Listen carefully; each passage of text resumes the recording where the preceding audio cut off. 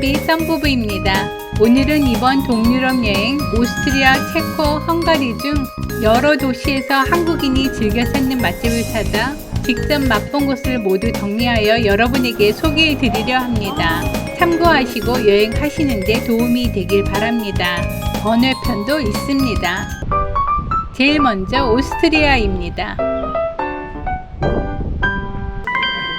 비엔나에서 가볼 만한 카페로 3대 카페가 있습니다. 자어 카페, 데밀 카페, 센트럴 카페입니다. 건물 내부가 클래식하고 멋있는 센트럴 카페, 내부 인테리어가 멋있는 자어 카페, 많은 종류의 케이크와 디저트가 있는 데밀 카페. 각각의 자세한 영상은 썬TV의 비엔나 3대 카페 총정리 영상에서 참고하셔서 비엔나에 가시게 되면 적어도 한 개 정도는 가보시는 것을 추천합니다. 위치는 비엔나 링에서 좀 떨어진 곳에 있습니다. 내부는 올드합니다. 관광객보다는 주로 동네 사람들이 점심 식사로 많이 먹는 것 같아요. 슈니첼이 양도 많고 가격도 저렴한 로컬 식당입니다. 구글 평점 4.5입니다. 3명이 2개 시키면 알맞은 양입니다. 저희는 비엔나 슈니첼, 굴라시, 샐러드, 콜라 이렇게 시켰는데 슈니첼 1인분이 저희 둘이 먹기에는 충분했습니다. 같이 시킨 굴라시는 너무 짜서 슈니첼을 찍어 먹는 소스로 이용했어요. 샐러드를 시켜서 같이 먹는 것을 추천합니다. 이곳의 슈니첼은 오스트리아에서도 참 맛있는 편입니다. 결제는 현찰만 가능하니 참고하세요. 일요일, 월요일, 공휴일은 휴무이니 이것도 참고하시기 바랍니다. 비엔나 올드타운에 있습니다. 예약을 안 하면 가기 어려운 곳입니다. 여기는 가성비와 맛이 모두 좋은 폭립 전문 식당입니다. 구글 평점 4.4입니다. 특히 중국, 동남아시아, 한국 등 아시아 관광객에게 많이 알려져 있고 또 이곳 현지인들도 많이 오는 식당입니다.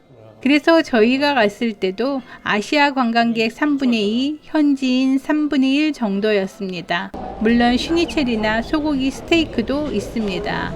오스트리아는 건물에 들어가면 인터넷이 안 터지고 내부에서 지원하는 와이파이를 잡아야 인터넷이 가능합니다.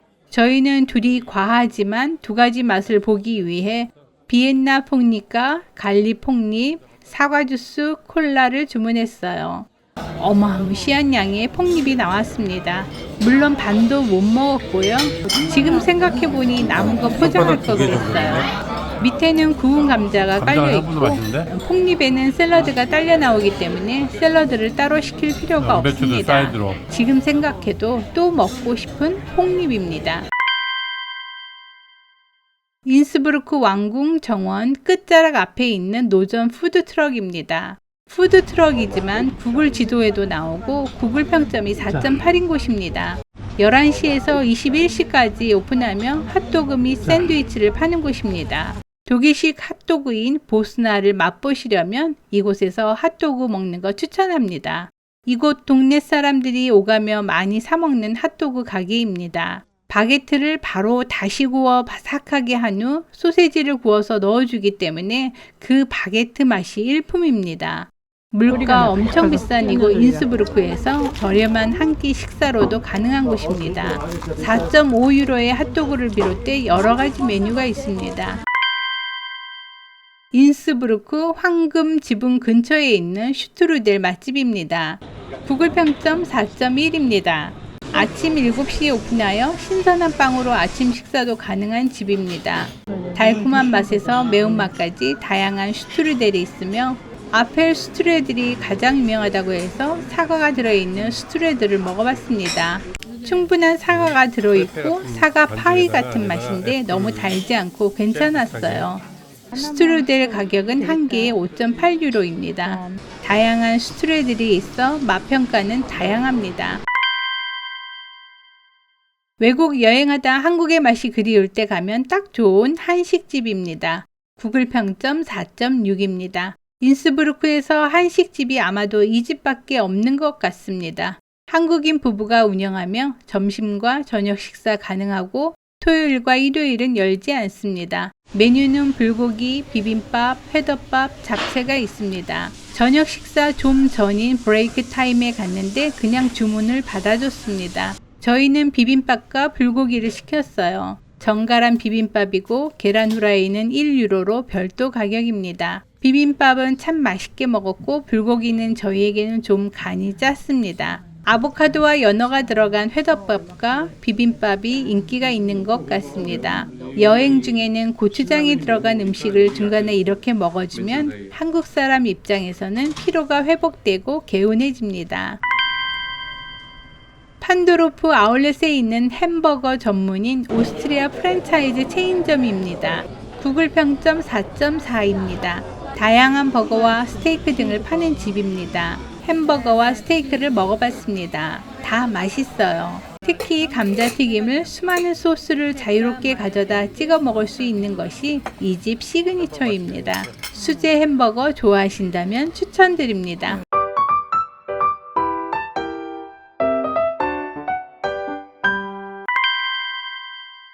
여기는 프라하에서도 잘 알려진 한식 맛집입니다. 식당 이름도 맛집입니다. 위치는 프라하 구시가 광장 근처에 있습니다. 구글 평점 4.7입니다.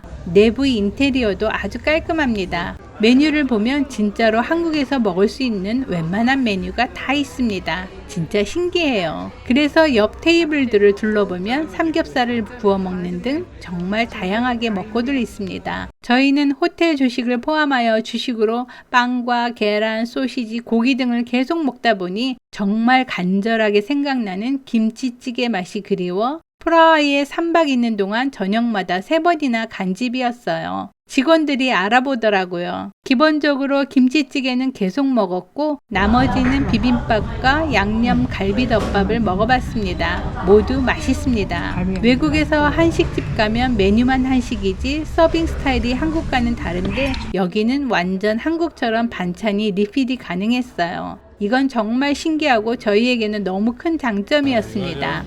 반찬이 3가지나 나오고 특히 오이 초무침이 개운하고 맛있었어요. 또 여기 한식집은 현지화된 한식 맛이 아닌 한국인 입맛에 너무 잘 맞는 맛이었어요. 많은 한국 사람들이 외국에서 먹는 최고의 한식집으로 뽑고 있습니다. 한식이 생각날 때 주저없이 방문해도 후회를 절대 안 할 겁니다.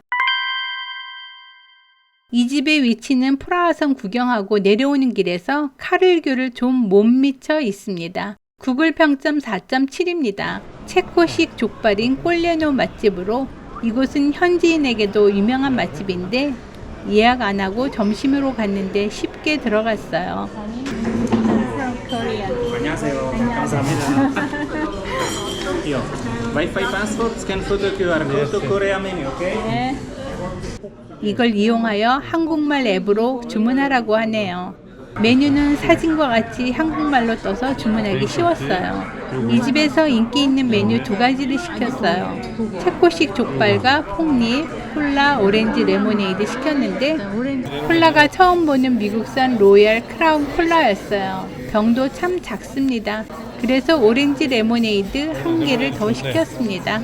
와, 음식이 나왔어요. 역시나 저희에게는 부담스러운 양이었어요. 족발이 색과 모양이 멋졌어요. 족발과는 무초절임과 겨자에 절인 양배추 샐러드가 나왔고 폭립은 마요네즈 기본 소스의 양배추 샐러드와 같이 나왔어요. 족발은 전기구이 통닭같이 껍질이 아주 바삭하고 맛있었어요.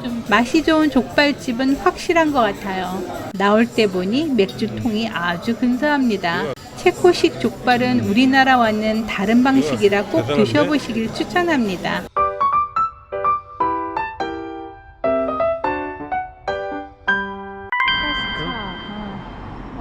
부다페스트의 헝가리 음식점인 오리 전문 식당으로 꽃보다 할배라는 프로그램에도 나왔던 식당입니다. 내부 인테리어가 아기자기합니다.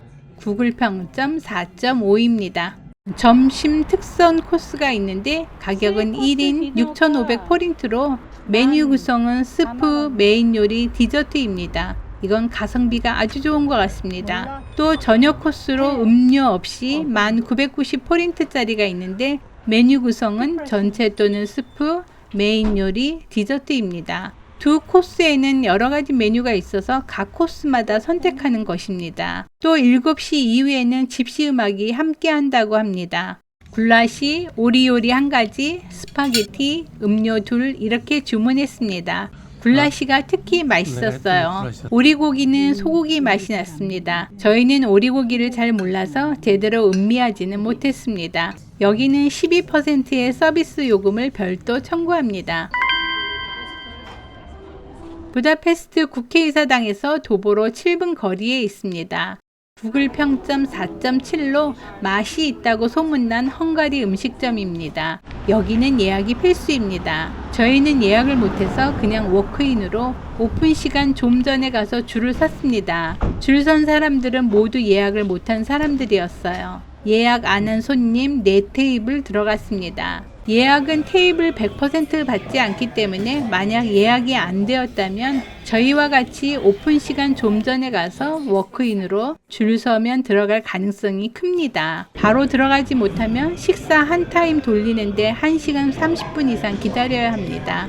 여기는 세트 메뉴가 있는데 굴라시, 오리다리구이, 애플파이가 구성이고 11,000포린트입니다. 각각 시키면 11,300포린트인데 11,000포린트로 할인해 놓은 것입니다. 저희는 세트 안 시키고 굴라시, 소세지와 양배추로 된 만두, 튀긴 도넛, 콜라, 커피 이렇게 시켰어요. 식전빵도 나오고 에피타이저도 나옵니다. 맛있어요. 굴라시도 맛있고 음식이 모두 맛있습니다. 식후에는 독한 술까지 서비스로 줍니다. 저희는 비록 못 마시는 술이지만 서비스 받는 기분은 좋았습니다. 헝가리 전통 악기를 연주하여 계속 아름다운 음악이 흘러나오고 발랄한 여자분들이 아주 즐겁게 서빙해 줍니다. 저희는 시키지 않았는데 많은 분들이 여기 오리다리 구이가 맛있다고 합니다. 많은 관광객들이 헝가리에서 맛이 좋고 친절하고 분위기 좋은 식당이라 평합니다. 여기는 모든 메뉴에 15% 서비스 요금이 청구됩니다. 참고하세요. 부다페스트에 도착하자마자 여기로 달려왔습니다. 줄을 좀 많이 섭니다. 위치는 켈레티역에서 도보로 14분이고 지하철 M2 라인의 블라하 루이자 광장역에서 도보로 2분 거리에 있습니다. 들어섰는데 세계에서 가장 아름다운 카페라는 말이 실감납니다. 영업시간이 8시에서 24시까지입니다. 여기에는 식사부터 커피까지 엄청 다양한 메뉴가 있습니다. 그림 보시고 먹고 싶은 것 아무거나 시켜도 괜찮을 것 같습니다. 왜냐하면 여기는 분위기를 맛보는 곳이기 때문입니다. 운이 좋게 피아노 연주하는 곳 바로 앞에 앉았습니다. 감미로운 피아노 소리가 너무 잘 들려 좋았고요. 생일인 사람이 있으면 생일 축하 노래도 연주해 줍니다. 가까운 데서 음악을 들어 너무 좋아 팁을 조금 넣었더니 신청곡 없냐고 물어보더라고요. 중간에 현악기 3중주와 헝가리 전통악기와 어우러진 연주도 참 좋았습니다. 멋진 내부를 감상하고 사진 찍으며 차 한 잔의 여유를 즐기기에 들를만 하다고 생각합니다. 젤라또 로사. 부다페스트 성 이스트반 대성당 근처에 있습니다. 이 집은 구글 평점 4.7입니다.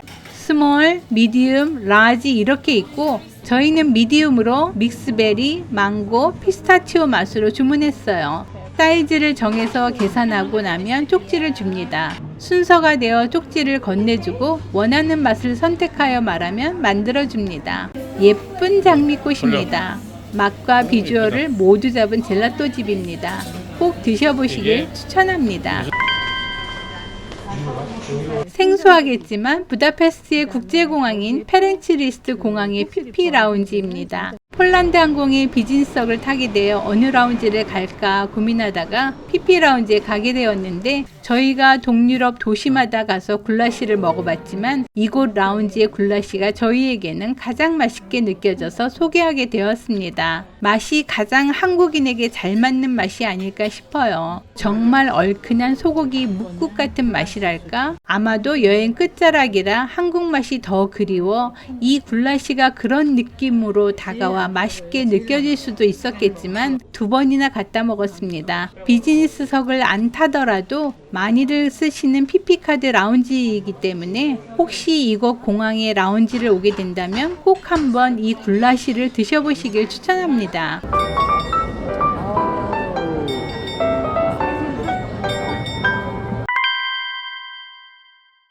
프라하 화약탑에서 도보로 4분 거리에 있는 팔라디움이라는 쇼핑몰이 있습니다. 프라하의 큰 쇼핑몰인데 거기에 푸드코트가 있고 현지인들이 많이 가는 쇼핑몰입니다. 푸드코트에 인도식, 중식, 타이식, 일식, 양식, 패스트푸드, 샐러드 코너 등 다양한 식당이 있어서 선택지가 많은 식당층입니다. 슈퍼마켓을 찾아갔다가 우연히 만난 푸드코트인데 저녁을 먹고 간 터라 먹어보지는 못했어요. 그런데 참 먹고 싶은 음식들이 많았습니다. 현지인들이 참 많은 식당인 거 보면 평균 맛들이 괜찮을 것 같아요.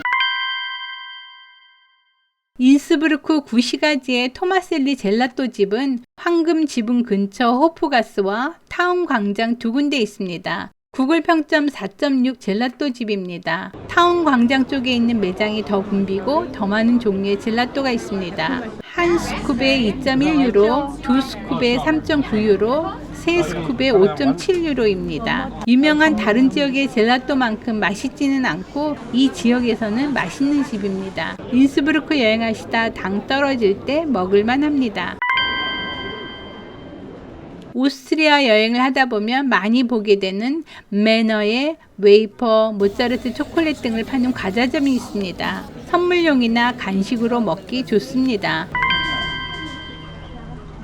할슈타트에서 만난 크림빵 맛집입니다. 할슈타트에서 작은 베이커리를 지나다 페스츄리빵에 크림을 듬뿍 넣은 이 빵을 보고 먹고 싶어 샀어요. 정말 맛있게 먹었어요. 크림빵 러버들은 꼭 한번 드셔보시길 추천합니다. 독일의 하리보를 동유럽 여행하다 이곳 오스트리아 판도르프 아울렛에서도 화려하게 만날 수 있습니다. 하리보를 좋아하는 사람에게 선물하기 위해 구매하기 좋은 곳입니다. 헝가리, 체코에서 만난 굴뚝빵, 어느 나라가 원조인가요? 체코인가요? 저희는 굴뚝빵의 원 재료 맛을 맛보기 위해 오리지널만 체코와 헝가리에서 먹어봤는데 반죽은 우리나라 꽈배기 반죽에 꽈배기는 튀기고 굴뚝빵은 구워 설탕을 묻힌 겁니다. 역시 튀긴 것이 윈이죠. 정말 건조하고 밀가루 반죽 맛으로 별 맛이 없었어요. 그래서 다들 오리지널은 안 시키고 아이스크림이 들어간 걸 시키더라고요. 그러면 건조한 맛이 상쇄되겠죠. 예전에는 굴뚝빵을 싼 맛에 먹었다고 하는데 이제 가격이 너무 비싸져서 맛에 비해 지불하는 금액이 너무 높습니다. 경험상 한번 사 먹는 정도가 아닐까 싶네요.